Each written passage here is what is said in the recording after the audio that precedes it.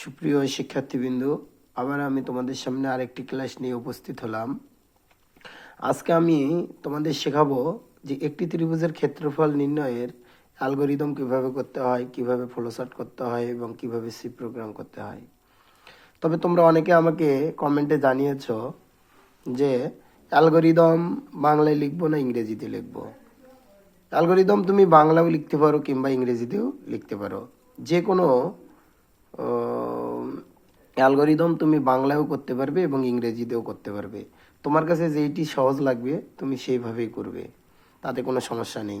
তবে বাংলা করো কিংবা ইংরেজিতে অ্যালগরিদম তৈরি করো, যেন শুদ্ধ হয় এবং সঠিকভাবে করা হয়, এটি মূল বিষয়। বাংলায় করলে নাম্বার বেশি কিংবা ইংরেজিতে করলে নাম্বার কম এমন নয়। তুমি যেটাতেই করো যেন সঠিকভাবে করতে পারো। তো আজকে আমি তোমাদের যেটা শেখাবো একটি ত্রিভুজের ক্ষেত্রফল নির্ণয়ের অ্যালগরিদম।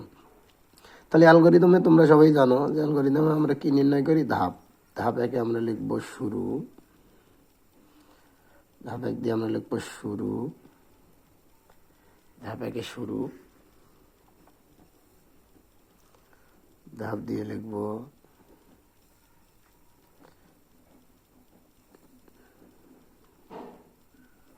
ইনপুট। ত্রিভুজের ক্ষেত্রফল ইনপুট হচ্ছে বি এবং এইচ। তোমরা জানো নিশ্চয়ই, বেজ মানে ভূমি আর হাইট মানে হচ্ছে উচ্চতা। ধাপ তিনে আমরা দেব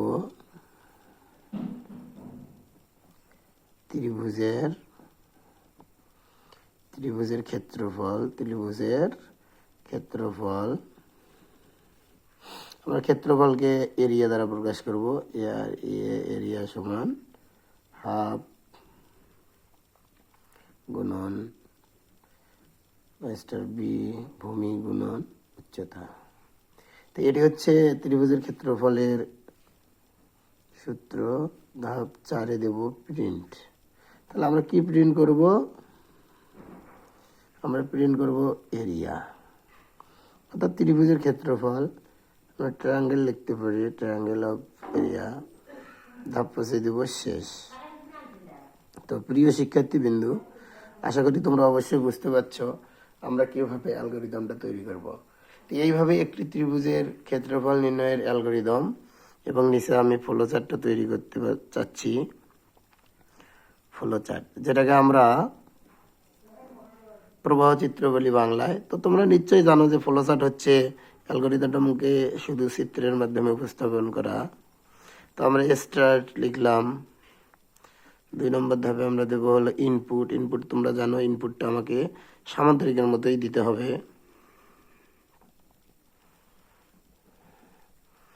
ইনপুট আমরা বি এইচ দেব, এবং মূল প্রসেসটা এটা আয়তক্ষেত্রের মতো আমাকে দিতে হবে।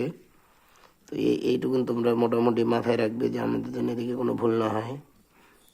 তারপর লিখবো এরিয়া সমান হাফ গুণন ভূমি গুণন উচ্চতা। এরপর আমরা দিব হলো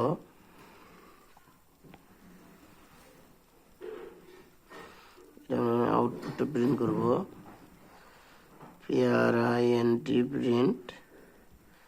প্রিন্ট এরিয়া, এবং শেষ ধাপে আমরা দেব হলো